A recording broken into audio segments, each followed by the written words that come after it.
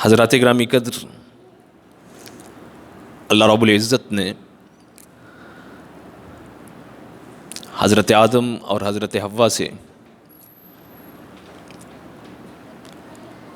بنی نوع انسان کی ابتدا کی، ان کی نسل کو اس دنیا میں آباد فرمایا،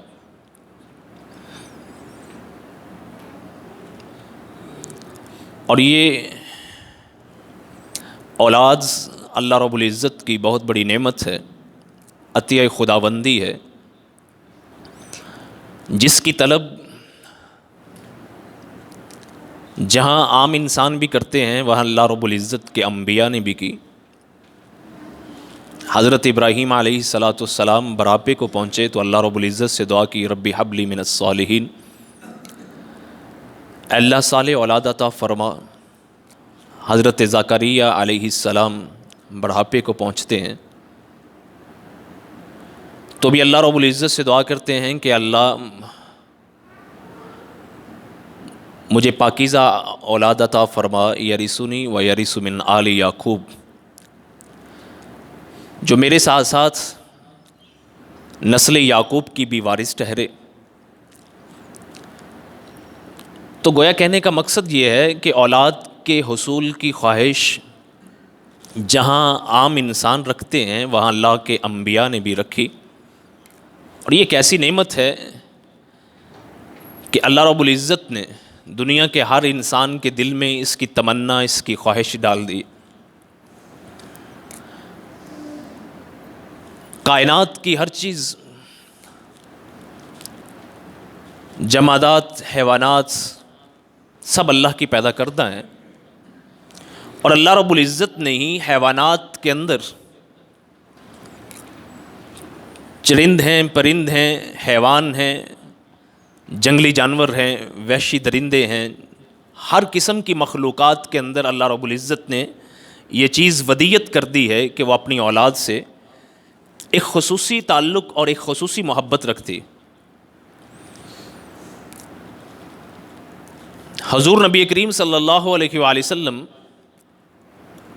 حضرت انس فرماتے ہیں کہ آپ بازار سے گزرتے تو چھوٹے بچوں کو دیکھ کر حضور نبی کریم صلی اللہ علیہ وآلہ وسلم ان سے سلام لیتے، ان سے پیار اور محبت کا برتاؤ کرتے۔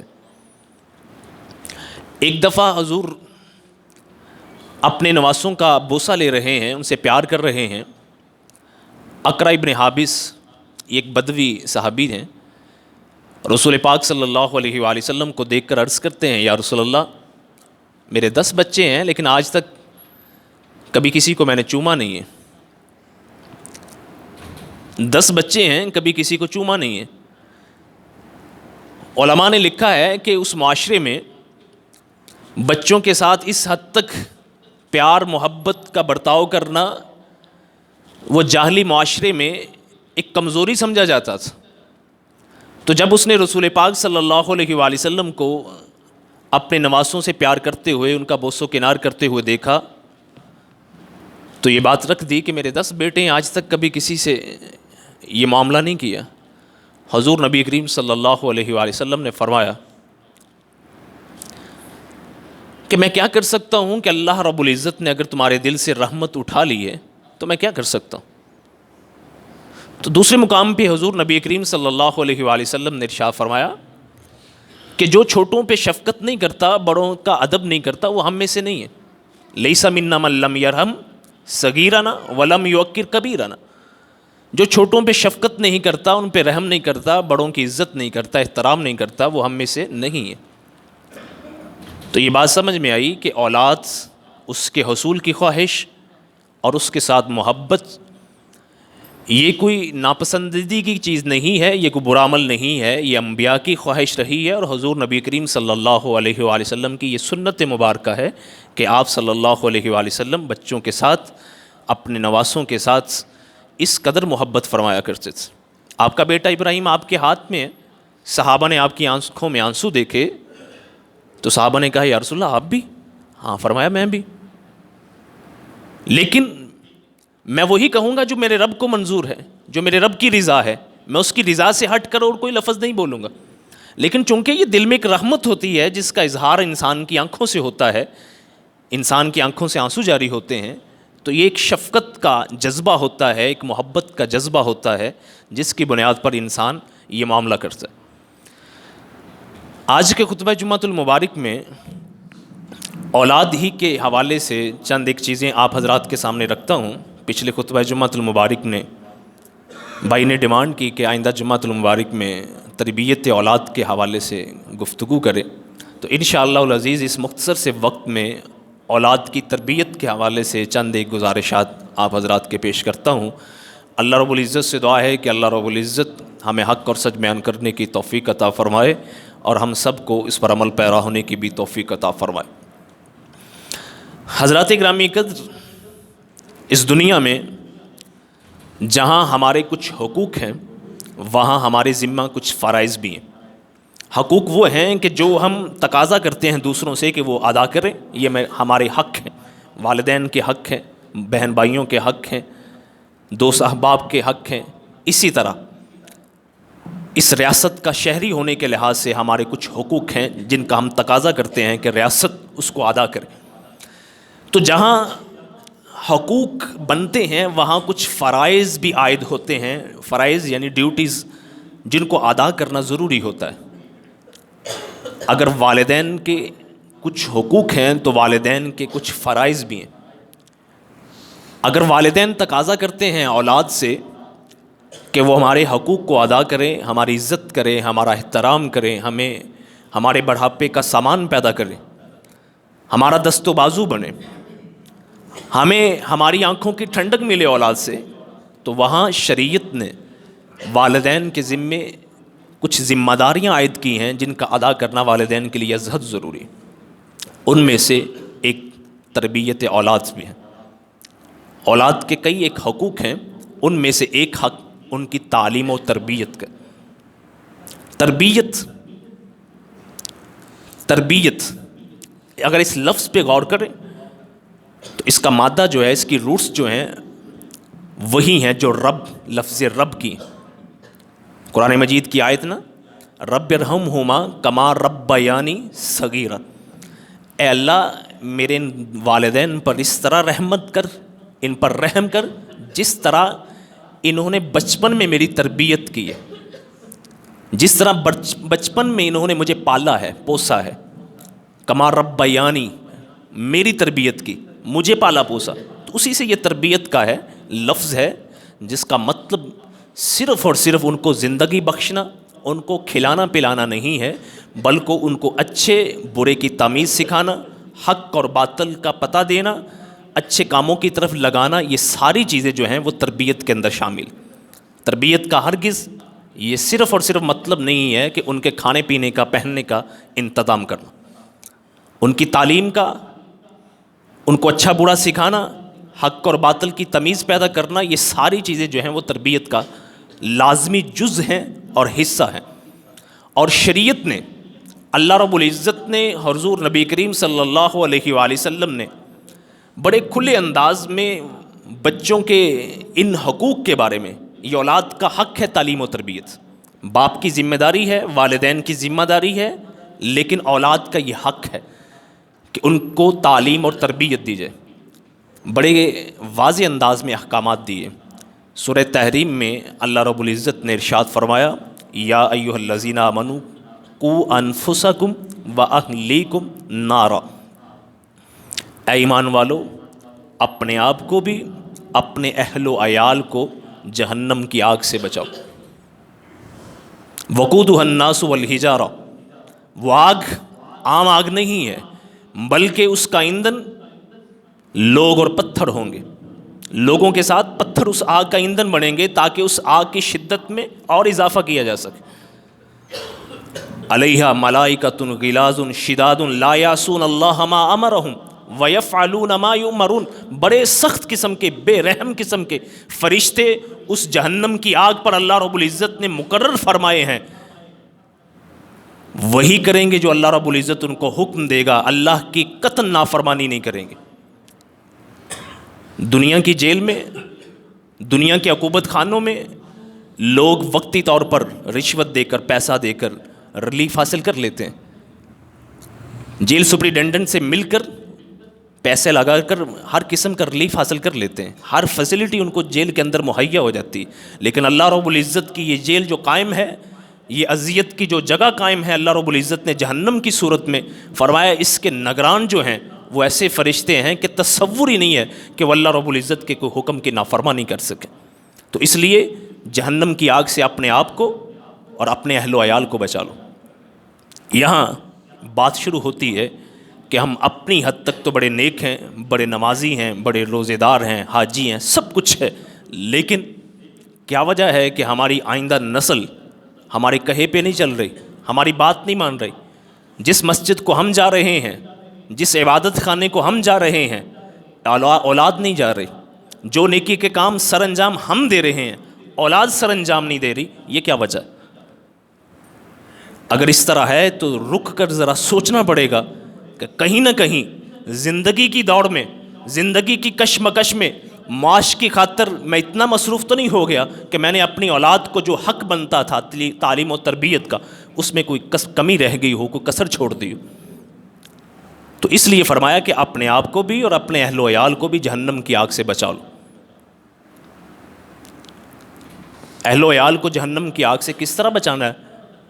کیا اللہ کے ہاں کسی کا زور چلتا ہے، کوئی سفارش چلتی ہے، کوئی رشوت چلتی ہے کہ انسان اللہ کی بارگاہ میں اپنے آپ کو اور اپنے اہل و عیال کو چھوڑوا لے؟ نہیں، اللہ نے واضح قرآن مجید میں کئی ایک مقامات پر فرما دیا کہ اس دن کوئی رشتہ، کوئی ناتا، کوئی مال دولت اولاد کچھ بھی کام نہیں آنے والا۔ تو یہ جہنم کی آگ سے بچانے کا مطلب یہ ہے کہ ان کو اس رستے پہ ڈال دو جو اللہ اور اس کے رسول کی اطاعت والا رستہ ہے، جو اولیاء صالحین صدیقین شہداء کا رستہ ہے، اس رستے پر چلا دو، وہ جہنم کی آگ سے بچ جائیں گے۔ اور اس رستے پر کس طرح ڈالا جا سکتا ہے؟ اسی تعلیم اور تربیت ہی کی بنیاد پر۔ اللہ اکبر۔ قرآن مجید فرقان حمید میں اللہ رب العزت نے حضور کو حکم دیا، حضور کو وَأْمُرْ أَهْلَكَ بِالصَّلَاةِ وَاصْطَبِرْ عَلَيْهَا، حضور اپنے اہل و عیال کو نماز کی تلقین کیجئے، حکم دیجئے اور خود بھی اس پر کاربند رہیے۔ وَأْمُرْ أَهْلَكَ، ذرا الفاظ پہ غور کیجئے گا، وَأْمُرْ أَهْلَكَ بِالصَّلَاةِ وَاصْطَبِرْ عَلَيْهَا، حضور اپنے اہل و عیال کو نماز کا حکم دیجئے اور خود بھی اس پر کاربند رہیے۔ اللہ اکبر، بڑی حکمت ہے اس آیت میں۔ اگر گہرائی میں جائیں، نماز تعلیم و تربیت کی عمدہ ترین مثال نماز ہے، تعلیم و تربیت کی اعلیٰ مثال نماز ہے۔ نماز جس کے بارے میں اللہ تعالیٰ نے خود قرآن مجید میں فرمایا ان الصلاۃ تنہی عن الفحشاء والمنکر، نماز ہی وہ عمل ہے کہ جو انسان کو بری باتوں سے، بے حیائی کے کاموں سے روکتی۔ تو اس لیے فرمایا حکم دیجئے نماز کا، وَالصَّبِرْ عَلَيْهَا، اور خود بھی اس پہ کاربند رہیے۔ اذان کی آواز سن کر میں اپنے بچوں کو کہوں جاؤ بچوں نماز پڑھو، میں خود نماز ادا نہ کروں، ہو نہیں سکتا کہ بچہ نمازی بن سکے۔ اللہ کی رحمت ہے، وہ رحمت کر دے تو کر دے، لیکن عمومی طور پر اگر ہمارا رویہ یہ ہے کہ اذان کی آواز سن کر ہم وہیں لیٹے ہوئے، ہم اپنے کام کاج میں مشغول ہیں، 90% چانسز ہیں کہ ہماری اولاد اسی ڈگر پہ چلے گی جس ڈگر پہ ہم چل رہے ہیں۔ والدین کا اسوہ، والدین کا نمونہ، یہ تعلیم و تربیت میں بنیادی کردار ادا کرتا ہے۔ زبان کے ساتھ جو مرضی کہتے رہیں، جو بچہ دیکھ کے سیکھے گا، سائنس ہمیں یہی بتاتی ہے، ہم میں سے پڑھے لکھے لوگ موجود ہیں، کہ بچہ جو آبزرو کر رہا ہوتا ہے، مت سمجھیے گا کہ بچہ ہے سمجھ نہیں رکھتا، وہ اس کو محفوظ کر رہا ہے، جو بھی آبزرو کر رہا ہے وہ محفوظ کر رہا ہے۔ ہمارے پنجابی گھرانے میں پیدا ہونے والا بچہ پنجابی کیوں بولتا ہے؟ کراچی میں پیدا ہونے والا بچہ اردو کیوں بولتا ہے؟ کسی انگریز کے گھر میں بچہ پیدا ہونے والا انگلش زبان کیوں بولتا ہے؟ کیا وجہ ہے؟ کس نے سکھائی اس کو زبان؟ جو وہ سنتا ہے، جو وہ دیکھتا ہے، جو وہ آبزرو کرتا ہے، وہ اس کو محفوظ کرتا ہے یہاں، اور وہی چیز ادا کرتا ہے جو اس نے محفوظ کیا ہوتا ہے۔ اس لیے بچے کی تعلیم و تربیت میں والدین اولین نمونہ ہیں، باقی چیزیں بعد میں ہیں، سیکنڈری ہیں، پرائمری چیز جو ہے وہ اس کے والدین ہیں۔ اگر والدین نے اپنا اسوہ، اپنا نمونہ پیش نہ کیا تو اس بات کی کوئی شورٹی نہیں، کوئی یقین نہیں کہ وہ بچہ اللہ اور اس کے رسول کی اطاعت پہ چل سکے۔ اللہ اکبر۔ حضور سے بڑھ کر نمونہ کوئی نہیں، حضور سے بڑھ کر نمونہ کوئی نہیں۔ یہ والدین ہیں جنہوں نے اچھے اور برے کی تمیز سکھانی ہے۔ استاد بعد میں آئے گا، مسجد مکتب بعد میں آئے گا، اسکول کالج بعد میں آئے گا، لیکن سب سے اولین درسگاہ جو ہے اس کے والدین ہیں۔ اللہ اکبر۔ حضور نبی کریم صلی اللہ علیہ وسلم نے دیکھا کہ مسجد نبوی میں صدقے کی کھجوریں پڑی ہوئی ہیں، حضرت حسن ہیں یا حسین ہیں، وہ کھجور اٹھا کر منہ میں ڈال دیے۔ اللہ اکبر۔ کوئی کم شان نہیں ہے حسن و حسین کی، کوئی کم شان نہیں ہے۔ منہ میں کھجور ڈالی، حضور نے منہ سے نکلوا لی، فرمایا نکال دو، تو میں نہیں پتا یہ صدقے کی ہیں اور ہمارے لیے آل محمد کے لیے صدقہ حرام ہے۔ یہ تعلیم و تربیت سے محدثین نے اس سے جو مسئلہ اخذ کیا وہ یہی اخذ کیا ہے کہ آل محمد کے لیے صدقہ حرام ہے، جائز نہیں ہے۔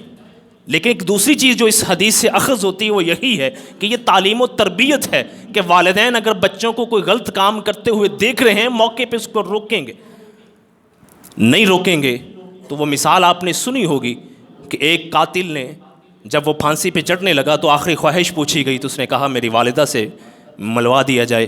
والدہ سے ملاقات کرتے ہوئے اس نے کان کھا لیا، کہا والدہ اگر پہلی چوری پہ مجھے روکا ہوتا، مجھے ڈانٹا ہوتا، مجھے باز کیا ہوتا تو آج تختہ دار پہ نہ میں پہنچتا۔ تو یہ اولین درسگاہ ہے والدین۔ حضور نے اسی وقت منہ میں گئی ہوئی کھجوریں واپس نکلوا لی، فرمایا یہ آل محمد کے لیے جائز نہیں ہے۔ حالانکہ حسن و حسین بچے ہیں، حسن و حسین بچے ہیں۔ فقہی مسئلہ یہ ہے، ایک فقہ کا مسئلہ بھی سن لیجئے۔ فقہی مسئلہ یہ ہے کہ بچہ جب تک وہ بالغ نہیں ہوتا تب تک وہ شرعی احکام کا مکلف نہیں ہوتا، اس سے کوئی گناہ وغیرہ نہیں ہوتا اگر کوئی غلط کام کر بیٹھتا ہے۔ اگر حسن و حسین وہ کھجور نگل بھی لیتے تو ان کے ذمے کوئی گناہ نہیں تھا، کیونکہ ابھی وہ بچے ہیں، شرعی احکام کے مکلف نہیں ہیں۔ لیکن یہ تعلیم اور تربیت کا حصہ ہے۔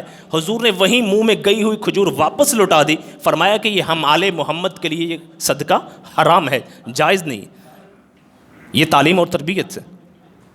یہ بڑی مشہور حدیث آپ لوگوں نے سنی ہے، تسبیح فاطمہ جو ہم سبحان اللہ الحمدللہ اللہ اکبر جس کو ہم تسبیح فاطمہ کہتے ہیں، کبھی اس دوسرے پہلو پہ غور کیا ہے؟ سیدہ فاطمہ سیدۃ النساء اہل الجنہ، حضور کی بارگاہ میں آ کر وہ فاطمہ کہ جب حضور کی بارگاہ میں آتی تو حضور اٹھ کر استقبال کرتے، پیشانی کو بوسہ دیتے۔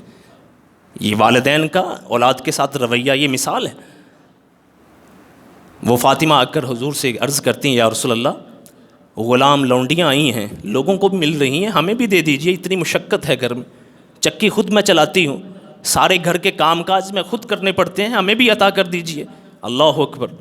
حضور نبی کریم صلی اللہ علیہ وآلہ وسلم نے آگے یہ وظیفہ بتا دیا، یہاں تک سنا نا آپ نے؟ حضور نے یہ وظیفہ بتا دیا کہ 33 مرتبہ سبحان اللہ، 33 مرتبہ الحمدللہ، 33 مرتبہ اللہ اکبر، آخر میں لا الہ الا اللہ، یا 34 مرتبہ اللہ اکبر، پوری 100 کی تعداد۔ یہی وظیفہ بتایا۔ کیا حضور سیدہ فاطمہ کو لونڈی عطا نہیں کر سکتے تھے؟ اختیار بھی تھا، پاس بھی تھی، سب کچھ تھا، اور شرعاً جائز بھی تھا، حرام نہیں تھا، مکروہ نہیں تھا، کوئی کسی قسم کا کوئی مسئلہ نہیں تھا۔ حضور عطا کر سکتے تھے لیکن حضور نے نہیں عطا کی۔ یہ تربیت ہے۔ کیوں؟ سیدہ فاطمہ عام بیٹیوں کی طرح بیٹی نہیں تھی، عام عورتوں کی طرح عورتیں نہیں تھیں، یہ سید دو جہاں کی بیٹی تھی، ان کی لخت جگر تھی۔ جب حضور نے اپنی زندگی لوگوں کے لیے نمونہ بن کر دکھائی، حضور نے اپنے لیے کسی قسم کا کوئی پروٹوکول نہیں رکھا تو اپنی اولاد کے لیے بھی پسند نہیں فرمایا۔ یہ تربیت تھی، یہ سکھانا تھا کہ یہ زندگی کی دوڑ ہے، یہ زندگی کی مصیبتیں ہیں، یہ کشمکش ہے، یہ خود جھیلنی ہے، آپ نے خود اپنے ہاتھ سے کام کر کے اللہ کا دوست بننا ہے، اللہ کا حبیب بننا ہے۔ حضور عطا کر سکتے تھے لیکن حضور نے عطا نہیں کیا۔ یہ ایک تربیت ہے۔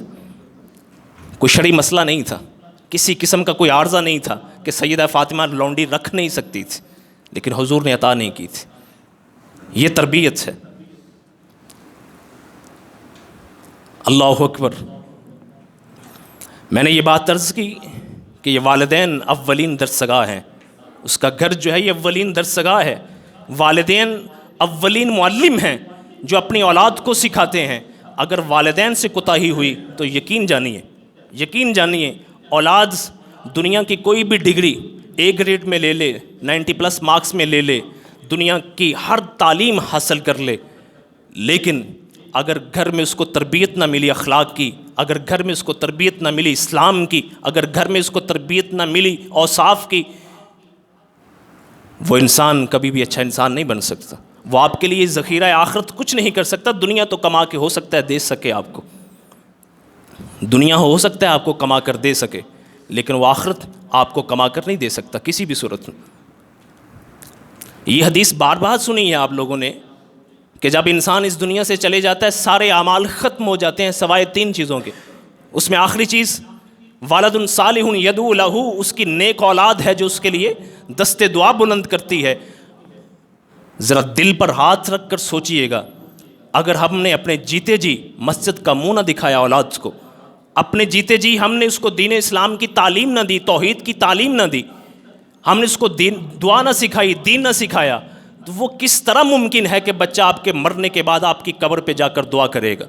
وہ کس طرح ممکن ہے کہ مرنے کے بعد بچہ نماز کے بعد آپ کے لیے دعا کرے گا؟ وہ کس طرح ممکن ہے کہ بچہ نماز میں تمہارے لیے دعائیں مانگے گا؟ پاسبل ہی نہیں ہے, ممکن ہی نہیں, اگر آپ نے جیتے جی اس کو اس کام پہ نہیں لگا. اور سب سے اولین چیز جو اولاد کو آپ سکھا سکتے ہیں وہ اللہ کی توحید ہے. اللہ کی توحید, اس میں ہر چیز آ جاتی. جتنے بھی اوصاف ہیں, جتنے بھی اخلاق ہیں, جتنی بھی اچھائیاں ہیں, جتنے بھی اعلیٰ اوصاف ہیں, ان سب کی بنیاد توحید ہے. ذرا غور کیجئے گا کبھی. اللہ اکبر. قرآن مجید فرقان حمید کی سورہ لقمان میں ایک باپ اپنے بیٹے کو نصیحت کرتے ہیں, وہ اللہ رب العزت نے بیان فرمائی, سنی ہوگی آپ نے. ایک دفعہ ترجمہ اس کا میں دہرا دیتا ہوں. حضرت لقمان اپنے بیٹے کو کہتے ہیں, وَإِذْ قَالَ لُقْمَانُ لِابْنِهِ وَهُوَ يَعِظُهُ. حضرت لقمان اپنے بیٹے کو نصیحت کرتے ہیں, واعظ کرتے ہیں. تو سب سے پہلا واعظ کیا ہے اپنے بیٹے کو؟ فرمایا لا تشرک باللہ یا بنیہ لا تشرک باللہ ان الشرک لظلم عظیم. بیٹا کبھی بھی رب کے ساتھ کسی کو شریک نہ ٹھہرانا, سب سے بڑا ظلم ہے, سب سے بڑا ظلم ہے. حضرت لقمان اپنے بیٹے کو جو نصیحت کرتے ہیں, سب سے پہلی نصیحت کہ بیٹا رب کے ساتھ کسی کو شریک نہ ٹھہرانا. اس کی ذات میں, اس کے اوصاف میں, اس کے کمالات میں, اس کے اختیارات میں کسی کو شریک نہ ٹھہرانا, یہ کائنات کا سب سے بڑا ظلم ہے. اس سے کیا سمجھ میں آتا ہے کہ حضرت لقمان کے لیے دنیا امپورٹنٹ نہیں ہے, ان کے لیے آخرت امپورٹنٹ ہے, دین امپورٹنٹ ہے, دین ان کے لیے اہم ہے. اس لیے سب سے پہلے اللہ کی توحید کی نصیحت فرمائی. اس کے بعد کیا فرمایا؟ اللہ اکبر. یا بنی انہا ان تک مثقال حبۃ من خردل فتکن فی صخرۃ او فی السماوات او فی الارض یأتی بہا اللہ. اللہ کا تعارف کروایا کہ جس کے ساتھ شرک نہیں ٹھہرانا, معمولی مت سمجھنا وہ ذات کون سی ذات ہے. فرمایا رائی کے دانے کے برابر کوئی بھی کام ہو, رائی کے دانے کے برابر, وہ کسی چٹان کے اندر ہو, آسمانوں میں ہو, زمین کی گہرائیوں میں ہو, اللہ اس کو نکال کر لے آئے گا. مت سمجھنا کہ وہ کوئی رب عام چیز ہے, وہ کوئی ہستی عام ہستی ہے, اس کے ساتھ کسی کو شریک نہ ٹھہرانا. اس دنیا کے اندر کوئی نیکی کی ہے چھوٹی سے چھوٹی, مت سمجھنا کہ وہ رب کی نظر سے اوجھل ہے. اگر کوئی برائی کی ہے تو مت سمجھنا کہ اس رب کو پتہ نہیں ہے, قیامت کے دن رب تیرے سامنے لے آئے گا. یہ ایک باپ اپنے بیٹے کو نصیحت کر رہا ہے. اللہ اکبر. یا بنی اقیم الصلاۃ وامر بالمعروف وانہی عن المنکر. بیٹے نماز کو قائم رکھنا, بیٹے نماز کو قائم رکھنا. ذرا سوچئے کتنی فکر ہے ہمیں. ہم خود تو مسجد میں آ جاتے ہیں کہ اپنے بچوں کو بھی ساتھ لے کر جائیں. کوئی فکر ہے؟ ٹیوشن سے وہ لیٹ ہو رہا ہے, ہمیں فکر ہوتی ہے. اسکول سے لیٹ ہو رہا ہے, ہمیں فکر ہو رہی ہے. ہر طرح کی اس کو فیسلٹی دے رہے ہیں تاکہ وقت پہ اسکول کو پہنچے, وقت پہ کالج کو پہنچے, وقت پہ یونیورسٹی کو پہنچے. ہر چیز اس کی ہم بالکل ایکوریٹ کرتے ہیں, ہر چیز بالکل عین پلان کے مطابق ہے. اس پلان کے اندر کبھی ہم نے سوچا ہے کہ ہم نے اس کی دینی تربیت کے لیے کیا کچھ رکھا؟ بیٹا آج تم نے نماز ادا کی ہے، مسجد میں گئے ہیں، قرآن کی تلاوت کی ہے، سبق سیکھا ہے ناظرے کا، ہمیں اس کی پرواہ ہے یا نہیں؟ یہ بتانے کی ضرورت نہیں، ہمیں خود سوچنا پڑے گا. حضور اپنے اہل و عیال کو نماز کا حکم دے رہے ہیں، حضرت لقمان اپنے بیٹے کو نصیحت کر رہے ہیں، نماز نہیں چھوڑ رہے. یہ کوئی چھوٹا عمل تو نہیں ہو سکتا. تعلیم و تربیت میں بنیادی چیز نماز کی ہے. جو بچہ 5 وقت اذان کی آواز سن کر مسجد میں آ جاتا ہے، امید ہے کہ اس کی موت کلمہ توحید پہ ہوگی، کلمہ رسالت پہ ہوگی. اللہ اکبر کی صدا اس کے کان میں آئی، وہ مسجد میں آ گیا، وہ ذمہ دار ہے، اس کے اندر احساس ہے کہ میرا رب مجھے دیکھ رہا ہے. اگر اس کا بچپنا اسی تربیت میں، اسی تعلیم کے اندر گزر گیا، اللہ سے امید رکھنی چاہیے کہ انشاءاللہ پوری زندگی وہ بچہ کہیں اور نہیں جاتا. لیکن اگر پورا بچپنا اس کا اسی طرح گزر گیا، پھر اللہ سے ہدایت کی دعا ہی ہے کہ اللہ اس کو ہدایت نصیب فرما دے، نہیں تو پوری زندگی اسی طرح. اپنے معاشرے میں ارد گرد ذرا نظر دہرائیے گا، کتنے گھر ہیں، کتنے بچے ہیں، جوان ہیں، ہر طرح کی برائیوں کے اندر لت پت ہیں. وجہ کیا ہے؟ اور ذرا یہ بھی غور کیجئے گا، جو بچہ بچپن سے مسجد میں آ رہا ہے، اس بچے کا بیہیویئر کس طرح کا ہے، اس بچے کے اخلاق اوصاف کس طرح کے.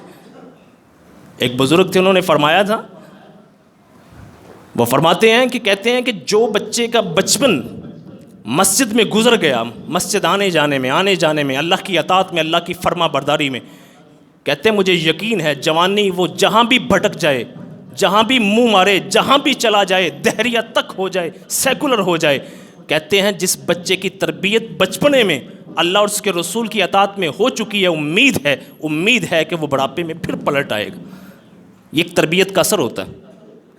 اور جس کی تربیت دین پہ نہیں ہوئی، یہ اللہ کی توفیق ہی ہے، اللہ کی رحمت ہی ہے کہ اس کو ہدایت دے دے، نہیں تو وہ پوری زندگی اسی پہ موت اس کی ہو جاتی. یہ تربیت کا اثر ہے. فرماتے ہیں یا بنیا اقم الصلاۃ، اے بچے نماز کو قائم رکھنا میرے بیٹے، وامر بالمعروف وانہا عن المنکر، نیکی کا حکم دینا اور برائی سے روکنا. اللہ اکبر. یہ نہیں کہا کہ نیک بننا، برائی سے دور رہنا، فرمایا نیکی کا حکم دینا، برائی سے رک جانا.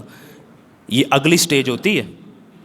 ہم اپنی حد تک تو نیک بن جاتے ہیں، ٹھیک ہے، لیکن یہ اگلی سٹیج آتی ہے کہ جب ہم خود نیک بننے کے بعد ہمارے اندر یہ حوصلہ پیدا ہوتا ہے کہ ہم لوگوں کو بھی نیکی کا حکم دینا شروع کریں، لوگوں کو بھی ہدایت کے رستے پہ لے کر آئیں، ان کو برائیوں سے روکیں. فرمایا خود نیک نہیں بننا، صرف لوگوں کو بھی نیکی کی طرف لے کر آنا. یہ حضرت لقمان اپنے بیٹے کو سمجھا رہے. اللہ اکبر.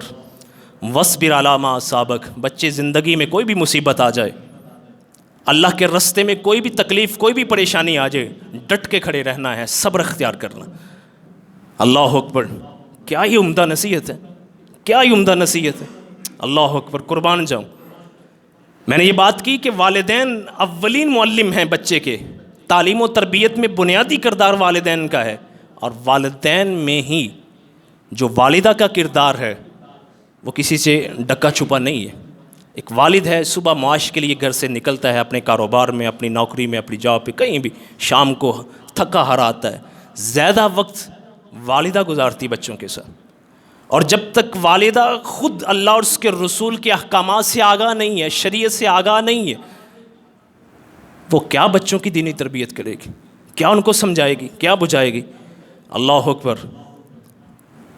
نیپولن کے لیے مشہور ہے نا، اس نے کہا تھا کہ مجھے اچھی ماں دیجئے، میں تمہیں اچھی قوم دوں گا. ایسے نہیں اس نے کہا تھا. بہت اثر ہے والدہ کا. وَاصْبِرْ عَلَىٰ مَا أَصَابَكَ. حضرت لقمان فرماتے ہیں بیٹے جو بھی مصیبت پہنچے ڈٹ کے کھڑے رہنا ہے، صبر اختیار کرنا ہے. قربان جاؤں صدیق اکبر کی بیٹی پہ، سید اسما پہ. عبداللہ ابن زبیر جب حجاج کے خلاف کھڑے ہو جاتے ہیں، اموی حکومت کے خلاف، جب مشکل وقت سر پہ آن پڑتا ہے، خانہ کعبہ کے اندر محصور ہو جاتے ہیں، اپنی والدہ سے پوچھتے ہیں والدہ کیا میرے لیے حکم ہے، میرے دشمن مجھ پہ غالب آ چکے، اب کیا حکم ہے.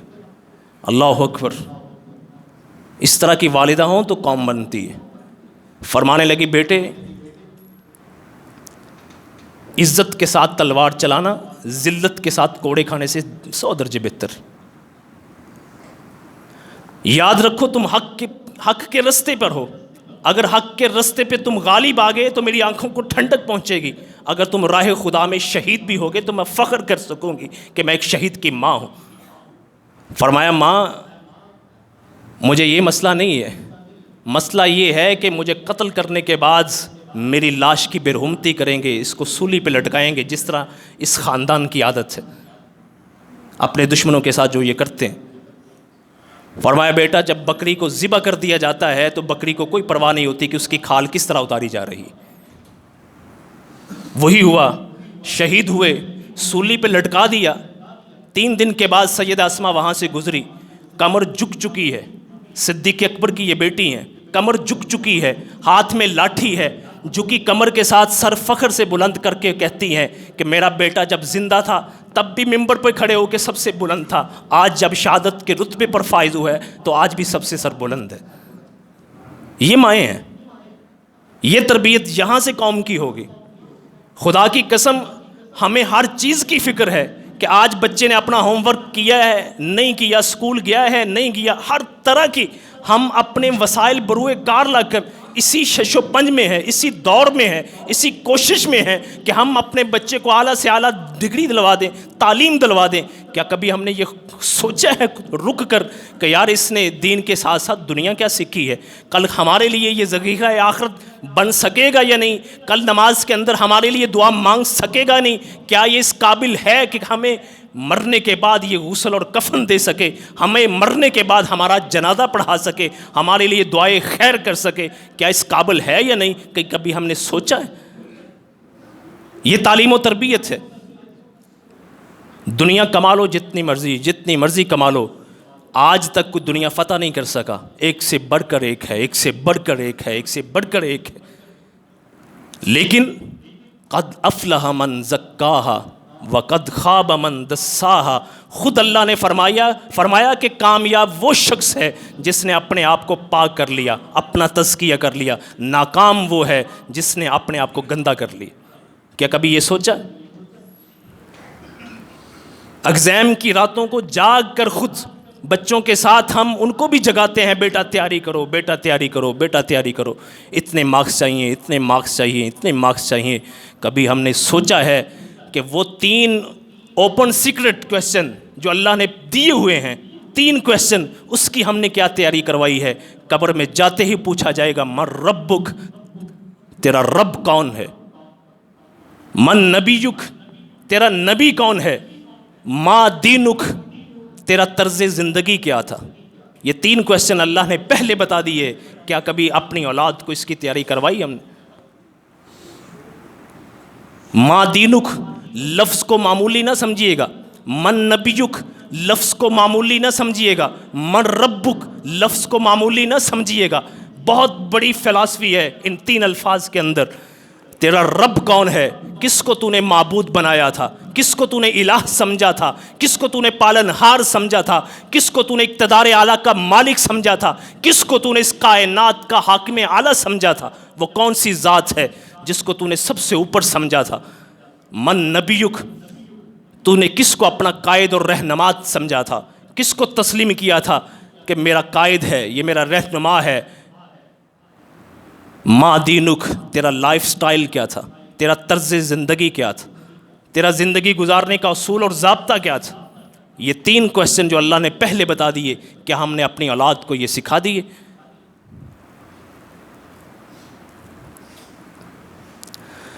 اللہ اکبر۔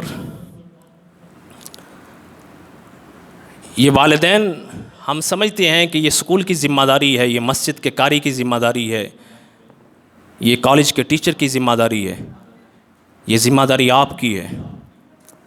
زندگی کی جنگ کے لیے اپنی اولاد کو کسی اور نے تیار نہیں کرنا، یہ آپ نے خود تیار کرنا۔ یقین جانیے، آپ نے مسجد میں دیکھا ہوگا بچپن میں، میں شروع سے ہی میں نے آج تک کبھی کسی بچے کو مسجد میں نہیں ڈانٹا۔ شروع دن سے میرا یہی کہنا تھا کہ یار یہ بچے آج آئیں گے تو کل آئیں گے۔ یہ ہماری دوسری مساجد میں چونکہ چھوٹے ہم ہوتے وہاں جایا کرتے تھے، وہ بڑے بزرگ بچوں کو ڈانٹ دینا، ڈپٹ دینا، نکال دینا، یہ بےرحمتی ہو رہی ہے مسجد کی، یہ ہو رہا ہے، وہ ہو رہا ہے۔ جب سے ہوش سنبھالا ہے، میں نے آج تک الحمدللہ اپنے سارے نمازیوں کو یہ سکھایا بتایا کہ یہ بچے آج آئیں گے شور کریں گے تو کل یہ بچے آئیں گے، کوئی مسجد کی بے حرمتی نہیں۔ میرا بچہ ابھی چھوٹا ہے، اللہ کی نعمت کے طور پر میں بتا رہا ہوں، پچھلے سال اس نے یہاں تبت یدا بھی سنائی، میں ممبر پہ کھڑے ہو کر کہہ رہا ہوں کہ میں نے اپنے بچے کو نہیں سکھائی تھی، بچے نے کس طرح سیکھی تھی؟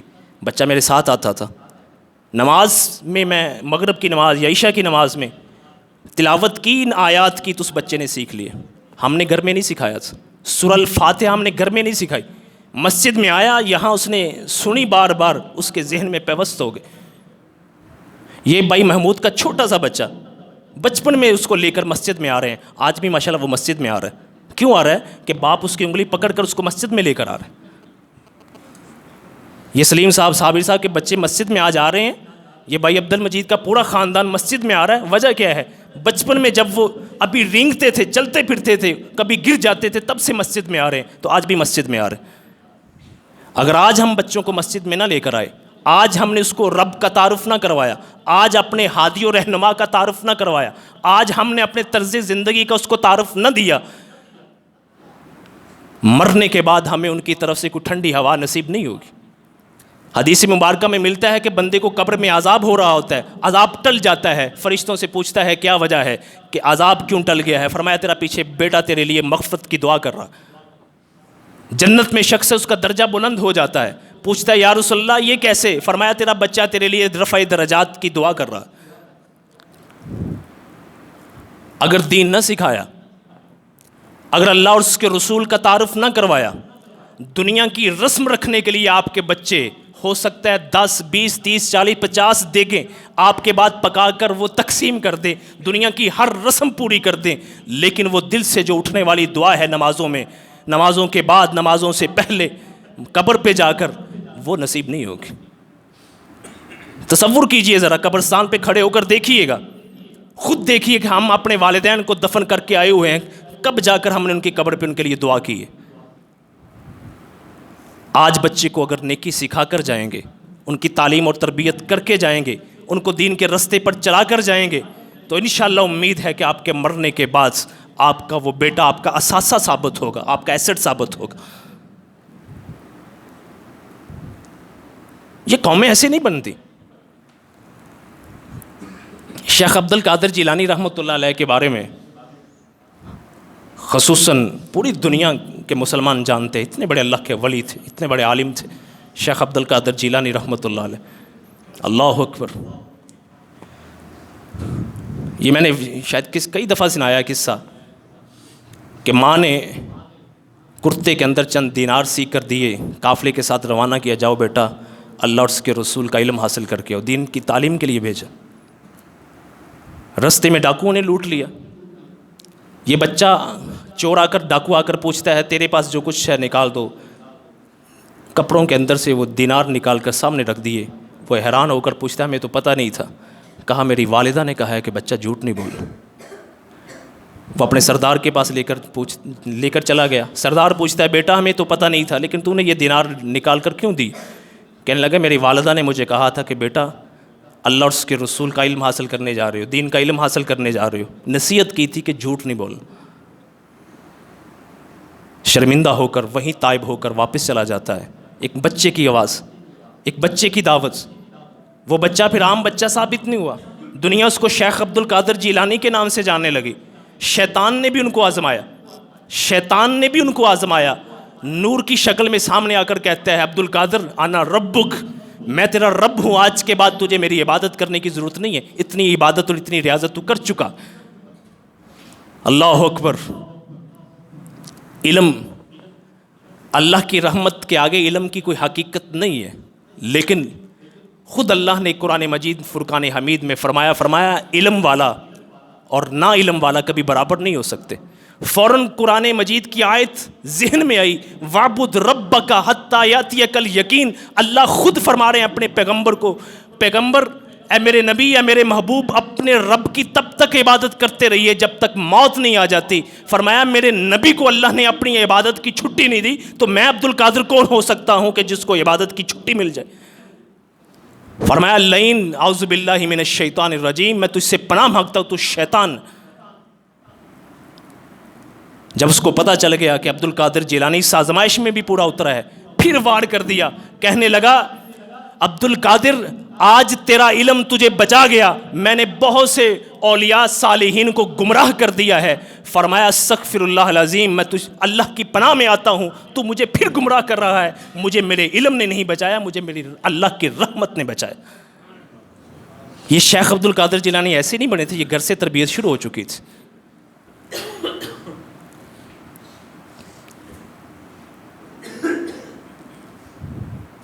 اس لیے میرے بھائیوں، بات کو میں مختصر کروں، بچوں کی تعلیم اور تربیت کے حوالے سے میرے استاد محترم یونس بٹ صاحب، اللہ ان کو جنت میں اعلیٰ مقام عطا فرمائے، ان سے میں نے صحیح مسلم اور بخاری کی پہلی جلد پڑھی تھی، دیگر کئی ایک کتابیں ان سے پڑھی تھی۔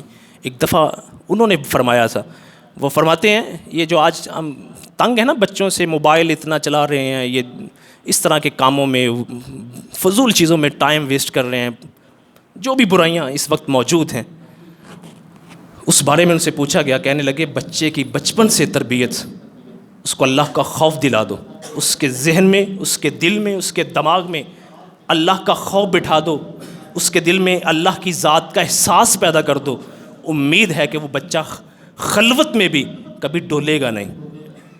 اگر بچے کے دل میں، دماغ میں اللہ اور اس کے رسول کے احکامات کی قدر اہمیت نہیں ہے تو اس بچے سے آپ امید نہیں کر سکتے۔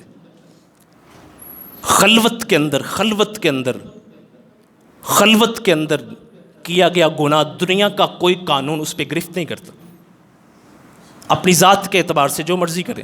یہ ایک تقویٰ ہے، یہ اللہ رب العزت کا ایک خوف ہے، یہ ایک احساس ہے جو خلوت کے اندر بھی ایک بندہ یہ مومن کو روکتا ہے کہ اے بندے، دنیا تو تجھے نہیں دیکھ رہی، تیرا رب تجھے دیکھ رہا ہے، کل حشر کے میدان میں اللہ کے حضور کس منہ سے جائے گا، یہ احساس ہے جو بندے کو خلوت کے اندر بھی برائی کرنے سے روک دیتا۔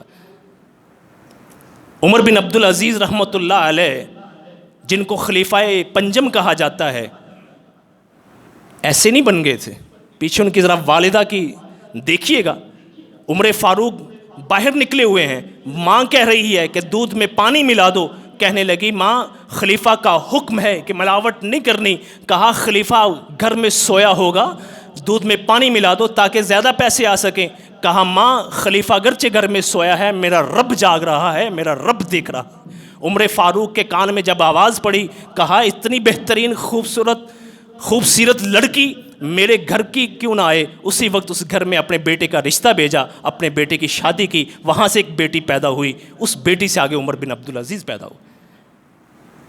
یہ تعلیم اور تربیت کا اثر ہے۔ اللہ رب العزت سے دعا کرنی چاہیے کہ اللہ رب العزت دنیا کے ساتھ ساتھ، یہ نہیں کہ دنیا کو چھوڑ دیں، دنیا کے ساتھ ساتھ اپنی اولاد کو دین کے رستے پر چلانے کی ہمارے ذہن کے اندر فکر موجود ہونی چاہیے۔ ہم خود بھی مسجد میں آئیں، خود بھی اللہ اور اس کے رسول کی جہاں احکامات بیان ہوتے ہیں اس محفل میں آئیں، اپنے بچوں کو بھی ساتھ لے کر آئیں، پھر امید کر کے ہم اس دنیا سے جائیں گے کہ کل قیامت کے دن قبر کے اندر ہمیں ہماری اولاد کی طرف سے ٹھنڈک محسوس ہوگی۔ اس لیے یہ دعا انبیاء صالحین کی ہے، ربنا ہب لنا من ازواجنا و ذریاتنا قرۃ اعین واجعلنا للمتقین اماما۔ اے اللہ ہمارے بیویوں سے، ہماری اولادوں سے ہمیں آنکھوں کی ٹھنڈک عطا فرما۔ یہ انبیاء کی دعا ہے، صالحین کی دعا ہے۔ ٹھنڈک تبھی نصیب ہوگی جب ہم زندگی میں ان کو اللہ اور اس کے رسول کے رستے پر چلا کر جائیں گے۔ قولوا قولی ھذا استغفر اللہ لی ولکم ولسائر المسلمین۔